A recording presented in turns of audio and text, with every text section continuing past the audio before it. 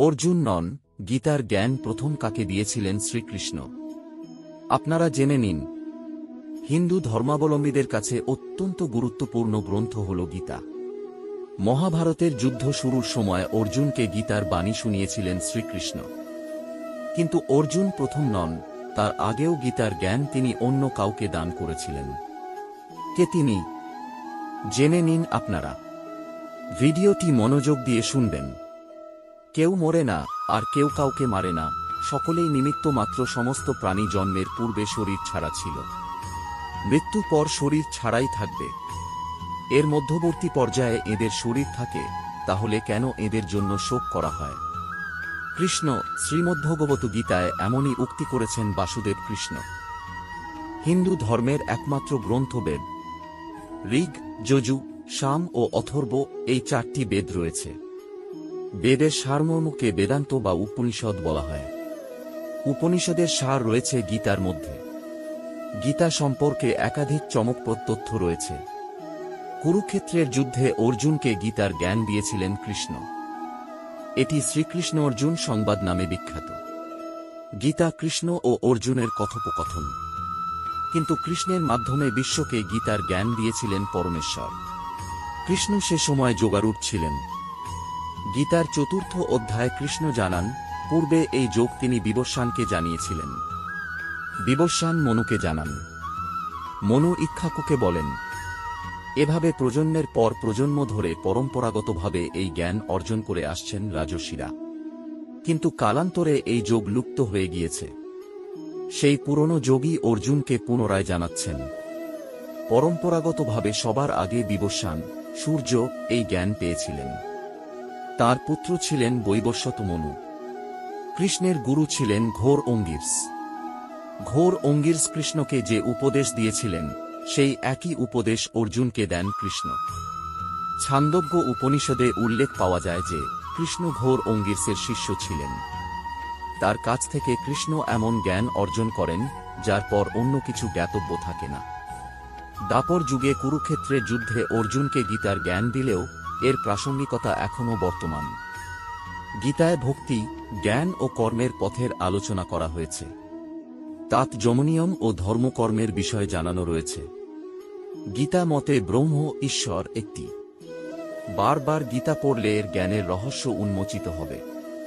গীতার মাধ্যমে সৃষ্টি উৎপত্তি, জীব বিকাশক্রম, হিন্দু সন্দেবাহক ক্রম, মানব উৎপত্তি, যোগ, ধর্ম, কর্ম, ঈশ্বর, ভগবান, দেবী, দেবতা, উপাসনা, প্রার্থনা, যম, নিয়ম, রাজনীতি, যুদ্ধ, মোক্ষ, অন্তরিক্ষ, আকাশ, পৃথিবী, সংস্কার, বংশ, কুল, নীতি, অর্থ, পূর্বজন্ম, জীবনযাপন, রাষ্ট্র নির্মাণ, আত্মা, কর্মসিদ্ধান্ত, ত্রিগুণ সংকল্পনা, সমস্ত প্রাণীদের মধ্যে মৈত্রী ইত্যাদি সম্পর্কে জ্ঞান অর্জন করা যায়। গীতা যোগেশ্বর কৃষ্ণের বাণী। এর প্রতিটি শ্লোকে জ্ঞানের প্রকাশ রয়েছে, যা প্রস্ফুটিত হলেই অজ্ঞানতার অন্ধকার দূর হয়। জ্ঞান, ভক্তি, কর্মযোগ মার্গের বিস্তৃত ব্যাখ্যা পাওয়া যায় এখানে। এই পথে চললে ব্যক্তি নিশ্চিতভাবেই পরমপদের অধিকারী হতে পারবে। 3112 খ্রিস্টপূর্বে কৃষ্ণের জন্ম হয়েছিল। কলিযুগ শুরু হয়েছিল শক সম্বৎ 3177 বছর আগের চৈত্র শুক্লের প্রতিপদায়। আর্যভট্টের মতে 3137 খ্রিস্টপূর্বে মহাভারতের যুদ্ধ হয়েছিল। এই যুদ্ধের 35 বছর পর দেহত্যাগ করেন কৃষ্ণ। তখন থেকেই কলিযুগের সূচনা মনে করা হয়। মৃত্যুকালে কৃষ্ণের বয়স ছিল 119 বছর। আর্যভট্টের গণনা অনুযায়ী 5154 বছর আগে অর্জুনকে গীতার জ্ঞান দিয়েছিলেন কৃষ্ণ। হরিয়ানার কুরুক্ষেত্রে যখন এই জ্ঞান দেওয়া হয়েছিল, তখন একাদশী তিথি ছিল। দিনটি ছিল সম্ভবত রবিবার। প্রায় 45 মিনিট পর্যন্ত এই জ্ঞান দিয়েছিলেন তিনি। গীতায় কৃষ্ণ 574, অর্জুন 85, সঞ্জয় 40 ও ধৃতরাষ্ট্র 1টি শ্লোক বলেছিলেন। উপনিষদে গীতার গণনা করা হয়, তাই একে গীতোপনিষদও বলা হয়। এটি মহাভারতের ভীষ্ম পর্বের অংশ। মহাভারতের কিছু স্থানে হরিগীতা নামে এর উল্লেখ পাওয়া যায়।